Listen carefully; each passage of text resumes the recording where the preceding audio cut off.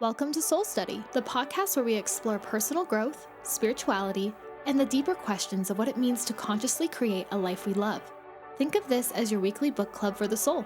Each episode will study powerful ideas from transformative books, reflect how they apply to real life, and gently challenge ourselves to grow together.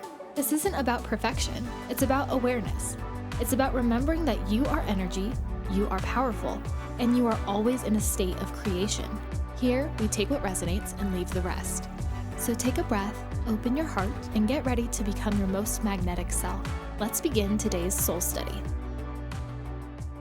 Hello everyone, Jules here, and welcome back to Soul Study, the podcast to help you become the happiest, healthiest, most magnetic version of you. Last week we dove into the second agreement, which was to not take anything personally, and I hope that everyone had time to reflect and maybe start practicing not taking things personally.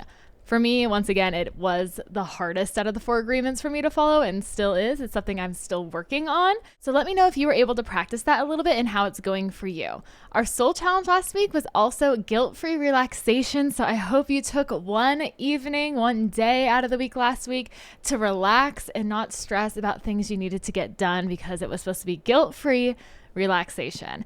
Now, I am recording today's episode earlier because I am going to be out of town next week. So I am about a week ahead right now. So I will give you guys a soul challenge at the end, but I'm still working on my day of guilt-free relaxation.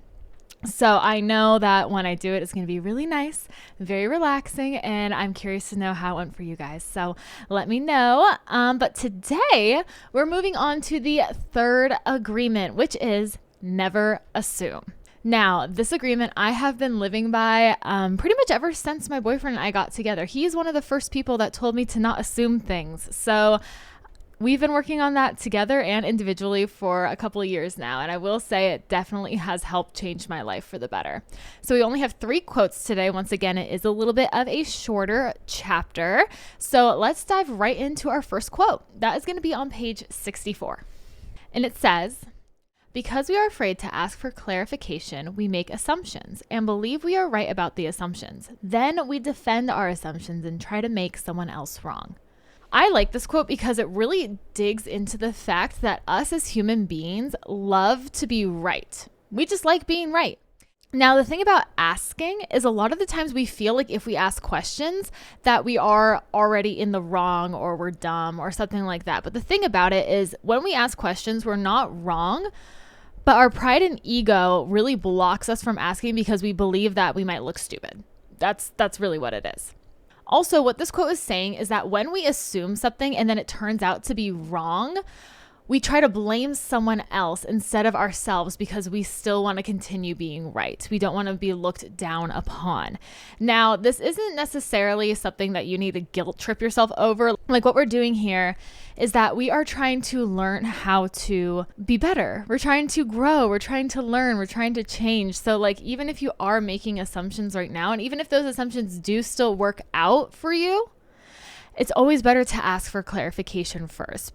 Now, we assume all the time. I assume all the time. And I mean, I have been working a lot on it, but like we assume within our relationships, we assume within our jobs, and we continue to do it because when we're in the wrong, we justify in our reality that it wasn't our fault. It wasn't us in the wrong.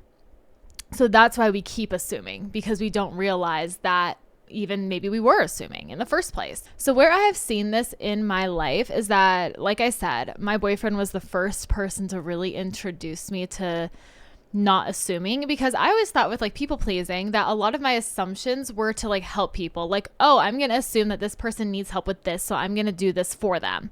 And that was part of my people pleasing tendencies. And I even did do it with my boyfriend in the beginning of our relationship. But then he came up to me and he was like, he had this saying that apparently his dad I can't remember if it was his dad or his stepdad that would say this to him. But he had this saying that was, to assume is to make an ass out of you. So when you assume, you might not know the full context of what's actually happening or what actually needs to be done. And therefore it's actually hindering you more than it is helping you. So before we even read this book, we were practicing in our relationship specifically to not assume what the other person wanted or needed. all the time. I will say there are like obviously like surprises and like, oh, I know she likes this, so I'm just going to do this thing for her to make her happy. Like there's obviously those things, and those are less based on assumptions and more based off of, I know she likes this because we have talked about that she likes this, or I know that he likes this because we've talked about that he likes this. So those aren't as much assumptions as they are just like having asked questions, found out, and now doing those actions. But in the beginning of our relationship, I would just assume like, oh, like he's always going to get me flowers, even though I never told him that I like flowers. And then as soon as I did tell him that I like flowers, he started buying me more flowers. Like not this orchid, but if you're on the video podcast, this orchid that I'm waiting for its second little flower shoot to sprout, he got me this orchid a couple months ago because he was like, I know you really like flowers and hopefully this one will last longer and not die so quickly. So that was very sweet of him. And that wasn't an assumption. That was action based on a question that he asked. He's like, do you even like getting flowers? And I was like, yes, I do. I actually really enjoy them. And honestly, within our relationship, like I think I was the most guilty of assuming things from him. And then I was also getting upset that he like couldn't read my mind and just like know what I needed, which I think a lot of girls can struggle with that sometimes.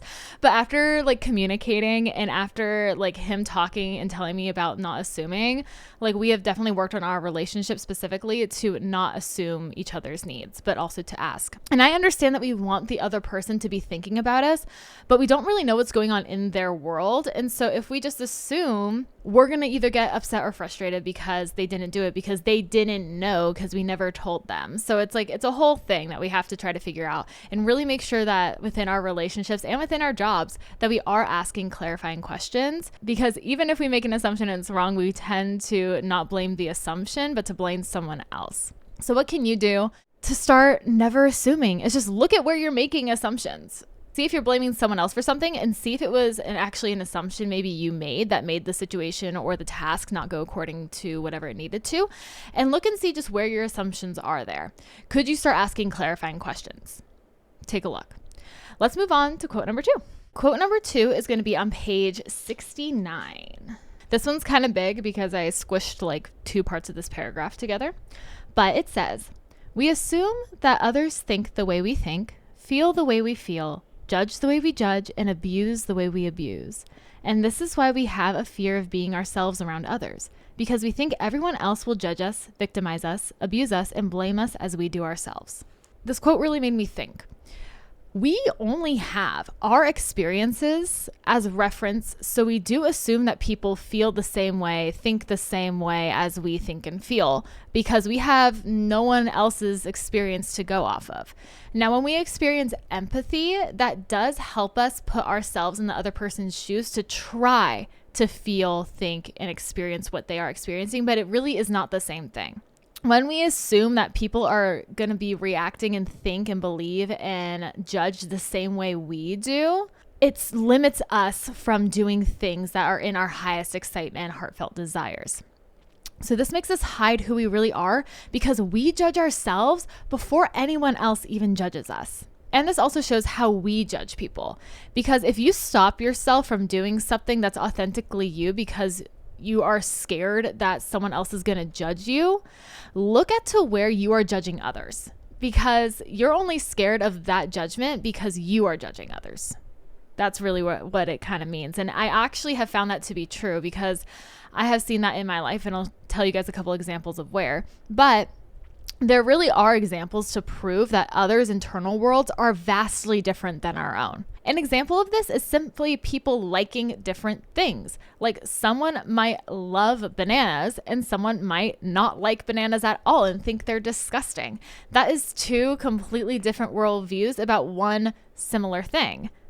I'm the person that doesn't like bananas. So this really shows that simply because of people's different preferences, they are living in a completely different world than we are internally. And so we do have to remember that before we start making assumptions. So how I've seen this in my life, like one example that is very relevant for me is that my boyfriend loves horror movies and I don't like horror movies.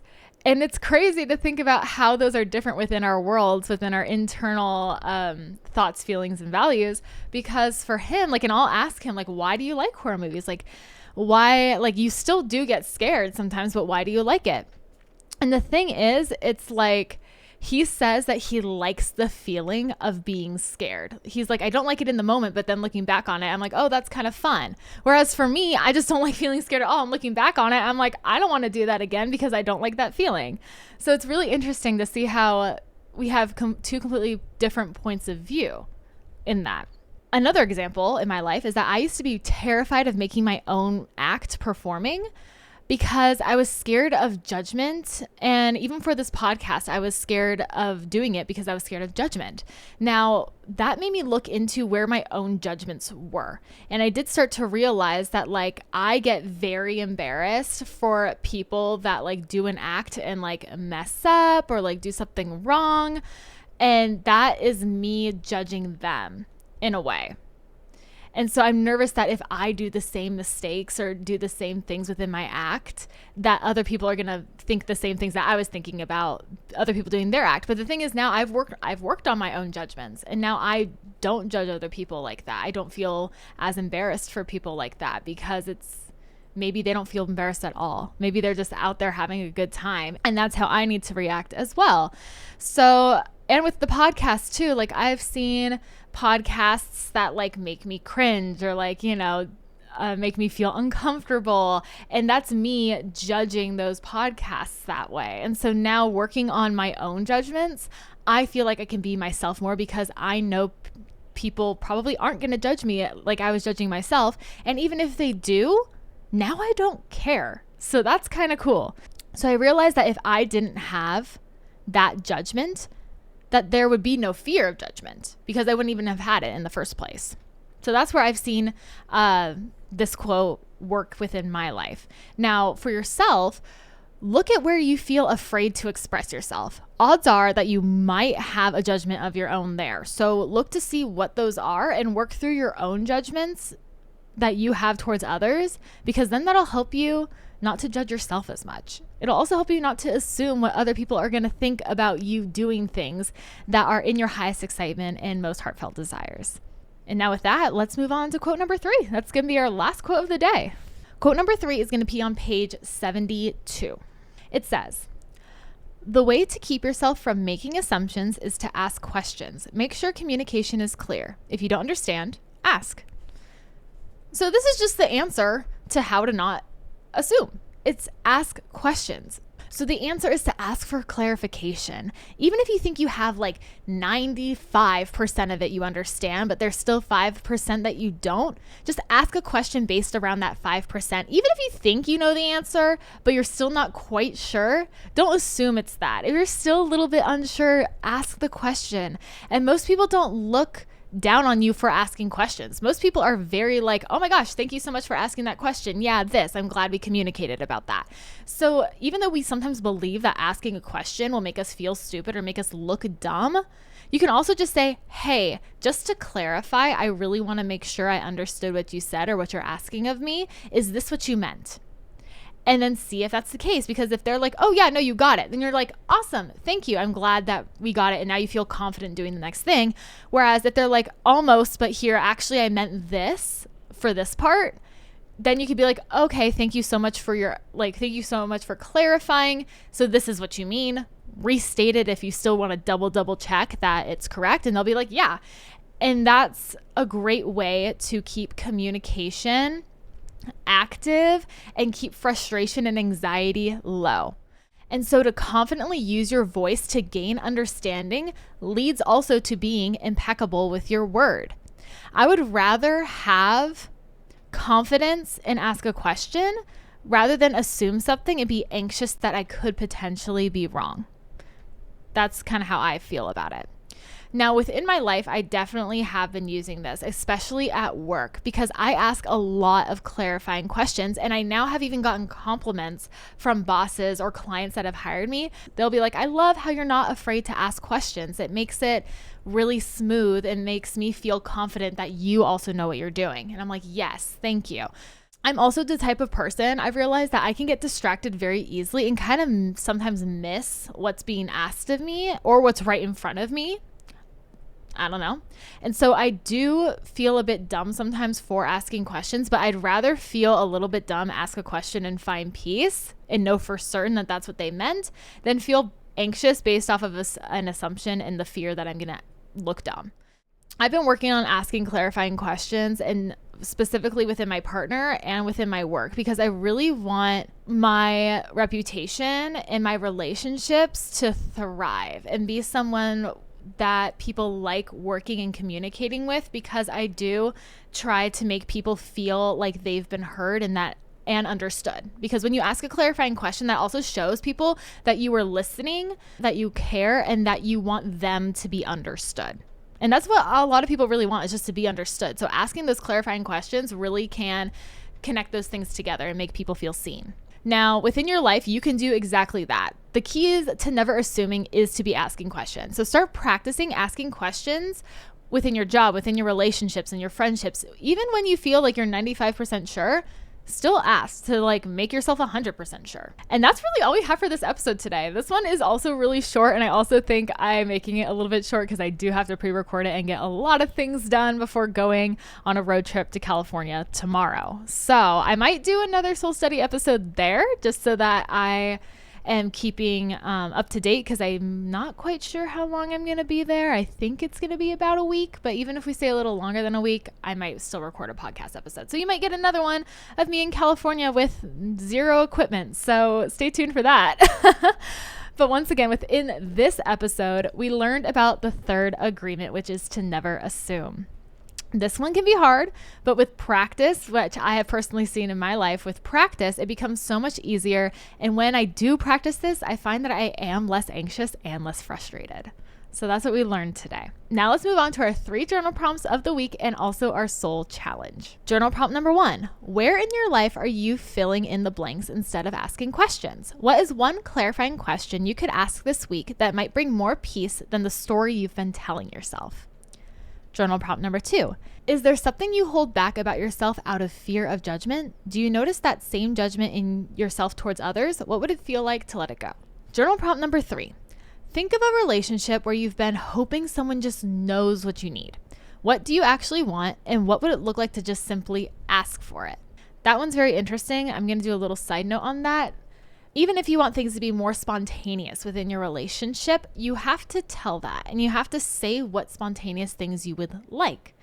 You don't have to know when it's going to happen. You don't even have to know like the specific details. But if you're like, I would love if you would surprise me with little gifts of flowers or a massage or something, just out of the blue. Like, I would appreciate that. Like, if you say that to your partner and your partner goes, okay, cool, thank you for letting me know. And then like a week later, one of the things happened. It's still going to be spontaneous because you don't know when it's going to happen. And maybe if you give options, you don't know specifically what option it's going to be, but they can't read your mind. So if you don't tell them that you don't like those things, or that you do like those certain things, then like that gives them something to go off of, and they can still be spontaneous with it. So that's just a little side note there, because I have definitely seen that within my relationship. So let's move on to our weekly soul challenge. Okay, let's give our wheel a spin.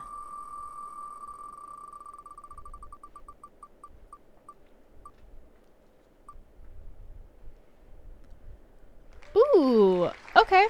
We got reading reps this time. And to be 100% honest with you, I forgot what that means. So let's look at my document that explains all of them and find out what reading reps is for this week. Okay. Reading reps is pick one piece of text, poem, spiritual text, quote, etc., and read it each day. Oh, okay. So pick some kind of text that you really like, and every day just read it once. Probably something that makes you feel like uplifted, encouraged, motivated, peaceful, something like that. I'll probably pick some type of quote that I really like.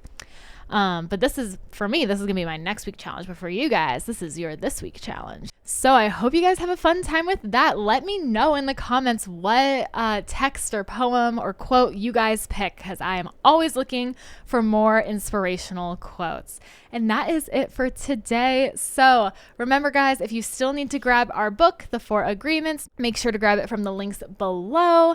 And also, if you want to follow the video podcast, make sure to look up Soul Study on YouTube.